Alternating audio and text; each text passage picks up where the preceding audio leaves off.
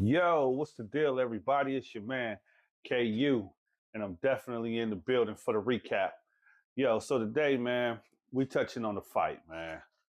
We talking about Jake Paul and Gervonta Tank Davis. When is the fight? November 14th, 2025. Where is the fight? State Farm Arena in ATL. The format is slated as an exhibition match. So if you're looking for a traditional boxing match, this ain't gonna be it. So some are probably wondering, how will you be able to view the fight? Well, it's going to be exclusively held on Netflix because Jake Paul has his own platform through Netflix, so it's going to be an exclusive there. Um, it's likely to have some changing rules outside of traditional boxing. Like one of the rules that they have is it's capped at 195 pounds. That way, they're trying to like close the gap some between Jake Paul and Gervonta Davis. But I mean, it's still going to be a huge disparity in weight, like at least about 60 pounds. Paul currently fights around 195, 200, while Tank Davis fights around 135. So you're talking about 60, 65 pounds here. And even if they put a 195 cap on it, man, it's still going to be a tremendous gap between the two. Now, what boxing experts and analysts are saying, they're just calling it a, what I'm saying, entertainment. They're likening it to the WWF type atmosphere, and they're saying that if you're looking for it to be traditional boxing, then that's not what you're going to get with this here. It's going to be a pure entertainment. So now, let me get my recap on this, man. So like, I'm not a boxing purist. I am a boxing fan. I am an enthusiast of the sport. I do like to see a good boxing match.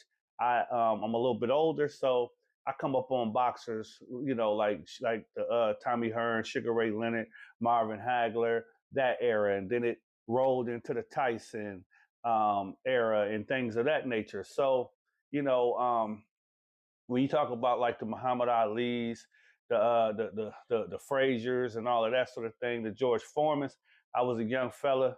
You know what I'm saying? I caught some of it later on, but my era was more or less like that Sugar Ray, that Hagler, that Hearns, that sort of era.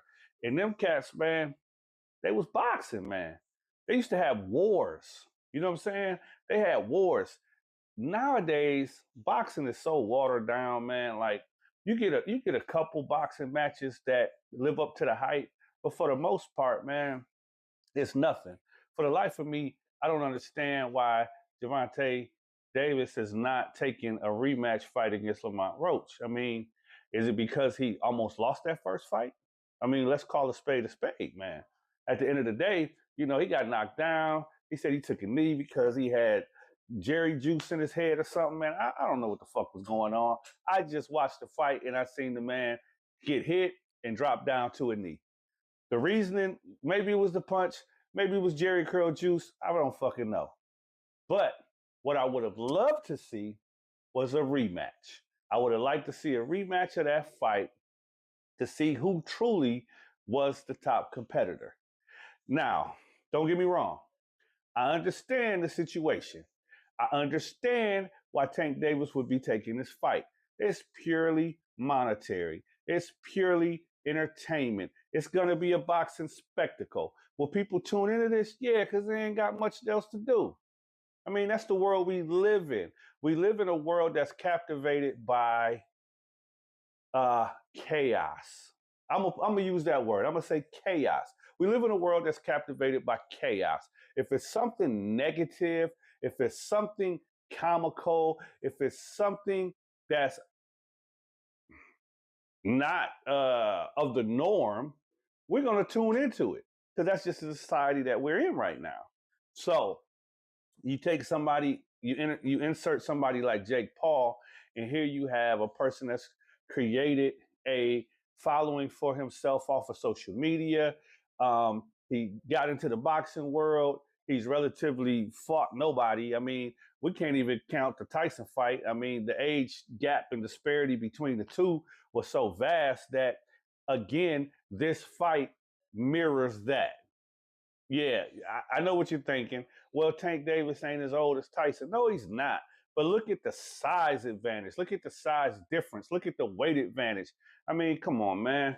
If we want to see, like I said, WWF, we turn on WWF. Now, the pros to this fight is it's going to be entertaining. It's going to be a spectacle. I can't say that enough. People are gonna be wondering, can Tank knock the dude out? Can Paul knock out Tank? Like, man, it's not even gonna get that far, man. It's not gonna get that deep. But the fight itself is gonna be geared around three things. It's gonna be geared around views, it's gonna be geared around hype, and it's gonna be geared around being one of the biggest spectacles in the world of boxing.